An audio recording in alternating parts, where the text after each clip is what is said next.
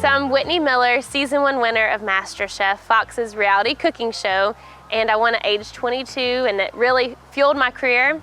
I have now 2 cookbooks. I'm a cookbook author, and my second one that just came out is Whitney Miller's New Southern Table. I was majoring in nutrition, but really my heart was being in the kitchen to cook. And so I had to try to figure out, at that end of the point in college, well, where do I want to go from here? So I approached my mom and I said, in my last semester of college, I think I really want to open like a catering business or something, because I like to serve people and I think catering would be something that I would really enjoy. So she was a school teacher and retired after 25 years. We found a location, was going to open this catering business, and then I found out about MasterChef, and I decided, this would be a really great opportunity. And I had seen really nothing like that at the time. So I auditioned and ended up getting chosen at the top 50 out of over 10,000 that had auditioned that year. And my mom was left after I went to go film the show to open up the catering business. And actually once I filmed the show, came back, finished college, and opened this catering business and had it up and running while the show was airing on TV. MasterChef definitely changed me, and really all for the good. It was a challenge like none other. I really almost felt like I was still in college because we were getting up early, we were going to bed late. I was studying up in the downtime, the little that we had, recipes and different things, because at that point I came from a really small town in Mississippi, and I had not really experienced all of what different cuisines had to offer.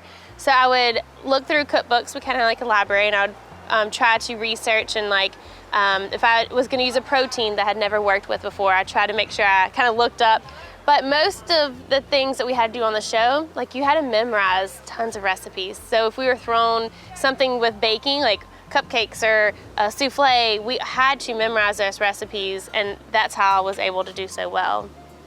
In the very end, the finale, I was competing, and the last 10 minutes of the show, I was doing a buttermilk pan-fried chicken, and I took it from the stove, went to go plate it, and it dropped. I had it on a spatula, and it just dropped right in front of my eyes.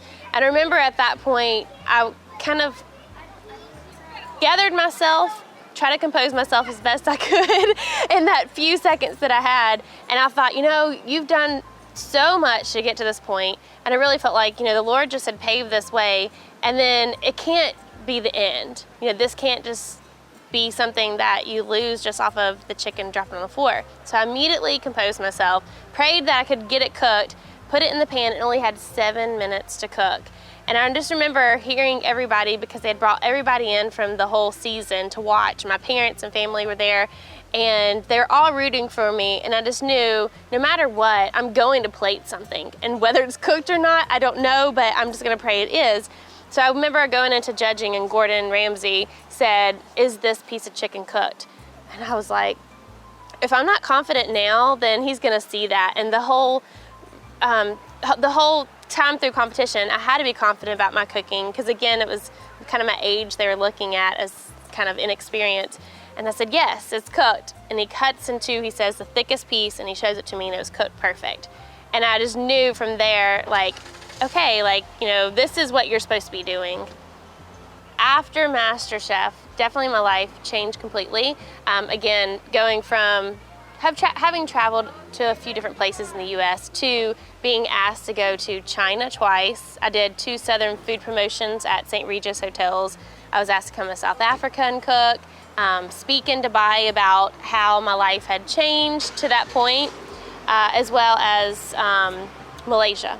And so for me, having not gone to culinary school, those experiences were like a culinary school experience. I mean, firsthand, I'm seeing what kind of vegetables and what cooking techniques people use in China. I would have never had the opportunity if it wasn't for MasterChef. Growing up in South Mississippi, I was so fortunate to have lived really close to my great-grandmother, and she lived till she was 97. So she only passed, would have been 3 years ago.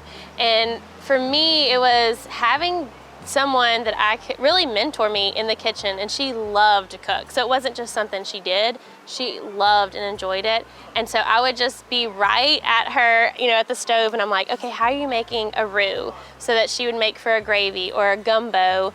And she taught me how to make food for a crowd. So like my family is really large, so we would have 30 to 40 people on any given meal. So I knew how to cook not only just, you know, for my small family, but for a large crowd, which has helped with catering and bigger events.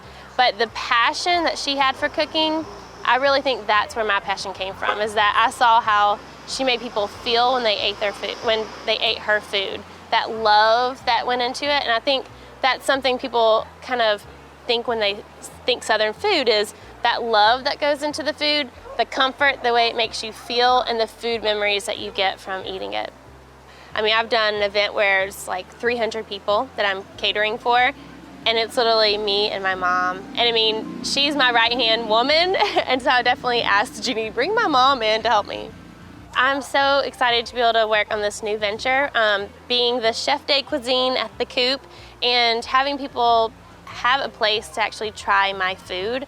I'm putting some of the recipes from my new book, Whitney Miller's New Southern Table, on the menu. So right now we have my Creole succotash salad. So it has lima beans and corn and all the components of like succotash that would be warm, and then I put it into a salad with like a vinaigrette and pickled okra. So it's really nice and fresh. And then you also will see some of those other recipes from the book later on that I will include in the menu.